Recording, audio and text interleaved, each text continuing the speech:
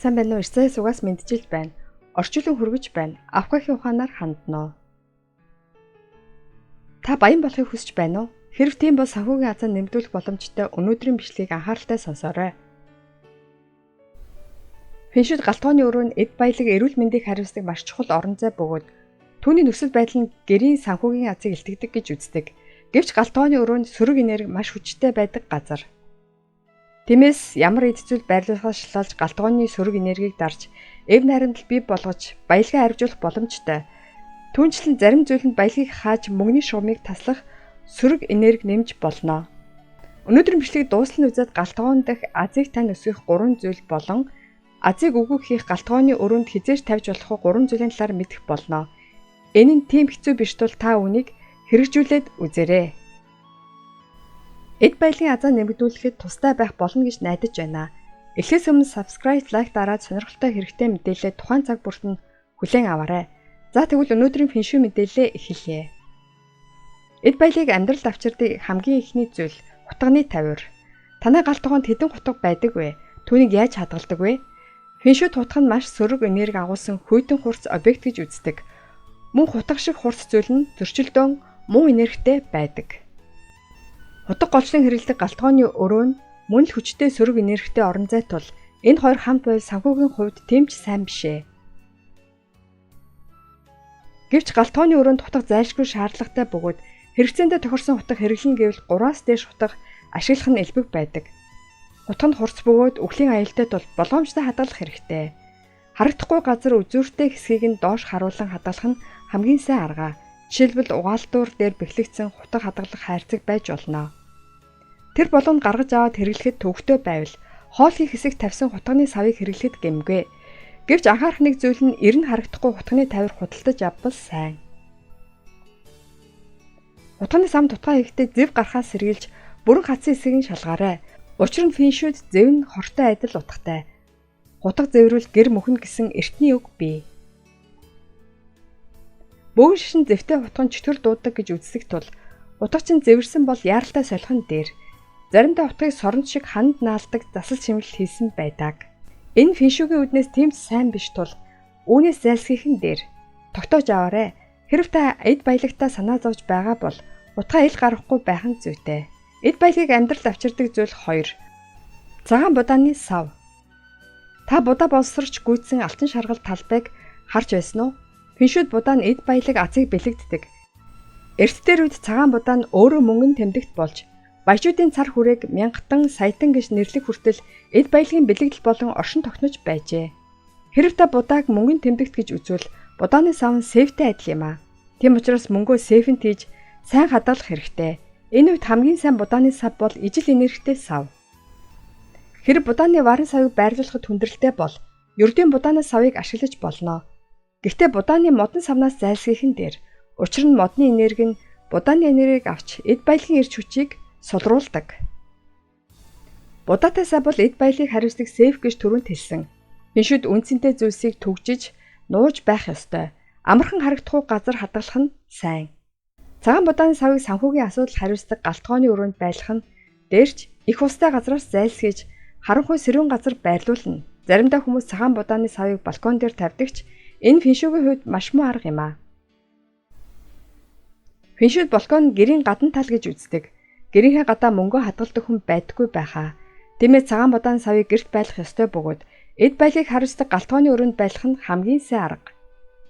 Заримдаа хүмүүс авсан шуудаа эсвэл уут нь тэр чигээр нь тавьж болох уу гэж асуудаг. Мөнгө нь өөрийг нь үнэлдэг хүнийг дагах шин чанартай байдаг. Цагаан будаа нь мөнгийг бэлэгддэг. Үнэт мөнгөө шуудаанд хийх үү эсвэл сайн сейфэнд хийх үү гэж бодоод үзвэл хариултыг шууд олох болно. Мөн будааны савыг хоослохгүйгээр хагасаас илүүдэд дүүрэх нь санхүүгийн азийн хувьд сайн гэдгийг мэдхэд илүүдэхгүй. Өнөө үед олон хүн бэлэн будаа иддэг бөгөөд тусдаа цагаан будаан савгүй айл байдаг. Хэдийгээр та будаагаа савнд хийдэггүй байлаач санхүүгийн азаа нэмэгдүүлэхийн тулд жижиг савтай будаа хадгалахыг санал болгож байна. Эд баялагийг амьдрал авчирдаг зүйл 3. Зүгийн балны сав. Өнөө үед хүмүүс урдынхаас ялгаатай нь зүгийн бал төдийлөн иддэггүй бололтой. Гэвч фэншүүд зүгийн бал нь эд баялагын азыг нэмэгдүүлж муу энергийг арилгахад тусалдаг хоол хүнс гэж үздэг. Өмнө дурдсанчлан гал тогоо бол хүчтэй сөрөг энергитэй газар юм. Нөгөө талаар зөгийн бал нь хүчтэй эрэг энергитэй хоол хүнс учраас гал тогоон зөгийн балыг байрлуулахад сөрөг энерги сармагчдаг. Энэ таны санхүүгийн азыг нэмэгдүүлэхээс гадна азгүйдлийг арилгахад туслана. Гэртээ идэх зөгийн балыг сонгохдоо бараан бүдүүрсэн зөгийн балнаас илүү тод алтан туяатай зөгийн бал сонгох нь дээрээ. Мөн зөгийн бал нь эд баялагийг бэлэгдэх тул түүнийг гэрэл гэгээтэй өндөр газар байрлуулах нь сайн. Энэ үед зөгийн бал агуулсан савны алтан найрлага нь гаднаас харагдах нь дээр. Зарим хүн зөгийн балны хэмжээ ихтэй сайн уу гэж асуудаг. Хэмжээ нь тийм ч чухал биш ээ. Ганц халуух байсан ч зүгээр тул саяын хэлсэн газар тавихаа мартуузай. Зөгийн бал бол амархан муудгүй хүнсний бүтээгдэхүүн учраас гал тогоондоо хадгалвал эд баялагын аз хизээд өмхөрөх муудахгүйгээр таны хажууд цэвэрхэн байх болно. Гал тогооны өрөөнд өмнө хэлсэн мөнгөний азыг сэргээх зүйлсээс ялгаатай хизээж тавьж болохгүй зүйлс гэж байдаг. Одооноос сэлэх зүйлс тавиастай байвал их хор хөнөөл учраж болшгүй тул дуусан сонсоод тэр зүйлсийг даруйд цэвэрлэнэ. Муу энерги авчирч азаа бууруулах шаардлагагүй. Гал тогооны өрөөнд тавьж болохгүй зүйл 1. Эмийн уут. Хоолны дараа усаар уух шаардлагатай эмийг ихэвчлэн ширээн дээр тавьдаг. Фэншүүд эм харагдах нь гэрт өвчин байгаа гэсэн үг бөгөөд энэ таны эрүүл мэндийн азад муугар нөлөөлнө. Мөн гал тогооны хувьд хоол хүнс биед орох газар буюу энергинд бие шингэдэг газар юм а. Гэвч эмийн хувьд эдгэх зорилгоор хэрэлдэг бөгөөд тус бүр өөр энергитэй тул ширээн дээр тавьж үлдээхгүй байх нь дээр. Тиймээс эмийг эмийн санд хийж нүднээс хол байлгах нь дээр.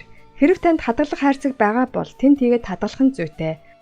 Мөн гал тогооны эд баялагын аз, эрүүл мэндийн аз нь гадны энергитэй хойлтгүй байх нь сайн. Жишээлбэл хөрөгчөнд наасан наалт, ухуулах хуудас зэрэг гадна талдаа муу энерги өгч байгаа тул таны гэрт ухуулах хуудас, тасалбар, соронц, купон зэрэг байгаа бол хөрөгчөнд наалгүйгээр цэвэрхэн байлгаарай. Гал тогооны өрөөнд тавьж болохгүй зүйл 2. Хогийн сав. Фэншүү тогийн савнд хаягдсан энергийг цуглуулдаг газар бөгөөд маш муу энергитэй гэдэг. Ялангуяа гал тогооны өрөөнд олон савтай орон зай тул хогны сав байрлуулахгүй байх нь дээр гэж үздэг. Гэвч хүнсний хог хаягдал болон бусад шалтгааны улмаас хогийн сав хэрэглэх шаардлагатай бол таглаатай жижиг хогийн сав ашиглахыг зөвлөж байна. Учир нь хогийн савны таг нь бохир нян гадагшлахаас сэргийлдэг. Хогийн савнд хайсан хог хаягдлыг удаан байлгахгүй тул жижиг хогийн сав худалдаж аваад ойр орхон хоослох нь чухлаа. Гал тогооны өрөөнд тавьж болохгүй зүйл 3. Ширээ. Ширээ зас болохгүй гэж юу хэмээн гайхах хүн олон байж магадгүй. Фэншүүд хэлдэг сайн энерги нь гэр дотор урсах ёстой. Гэтэл ширээ хантай наалтсан бол эрчим хүчин ширээгээр хаагдаж нийт энерги урсах боломжгүй болно. Энэ фэншүүгийн үднээс харахад тийм сайн биш тул баг зэрэг чамаагүй хоолны ширээг ханаас холдуулах нь дээр. За ямар байсан бэ? Өнөөдөр эд баялагын азыг нэмэгдүүлэх зүйлсийн талаар ярьлаа. Өнөөдрийн сурсан зүйлээ нэгтгэн дүгнэнэл аз авчирдаг зүйлсэд хутганы сав, будааны сав, зөгийн балны сав багтана. Гал тогооны өрөөнд тавьж болохгүй зүйлсэд эмийн уут, хогийн сав, ширээгээ ханаас зайтай тавих байлаа. Гал тогоо бол фэншүүд хамгийн чухал орон зайны нэг юм а.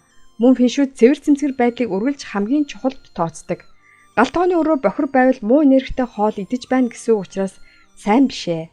Тэр дундаа гал тогооны өрөө нь эрүүл мэнд эд баялагын азыг хариуцдаг чухал орон зай тул үүнийг илүү болгоомжтой зохицуулж чадвал маш их хувь шиг ирэх нь гарцаагүй. Үргэлж хилдэгчлэн фэншүү бол жижиг азыг нэг нэгээр нь цуглуулдаг зүйл бөгөөд асгүйтлээс хамгаалж боломж завшаан гарч ирэхэд ямар ч саад бэрхшээлгүйгээр уршлах орчинд бүрдүүлж өгдөг.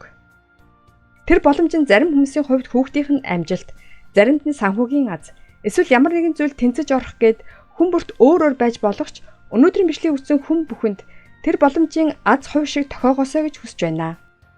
За дуслаа. Энэ бичлэг танд таалагдсан бол хайртай дотны гэр бүл, найз нөхөд сонсоосоо гэж хүссэн бүхий л хүмүүстэй түгээгээрэй. Баярлалаа. Та цаг хугацаанд нь амьдралдаа хэрэгтэй бас сонирхолтой мэдээлэл хүлээн авъя гэвэл subscribe-ийг дарж минь YouTube сувагт бүртгүүлнэ үү. Мөн лайк дараад хэрэгтэй хүнд нь шеэр хийж цааш түгээнэ үү. Баярлалаа.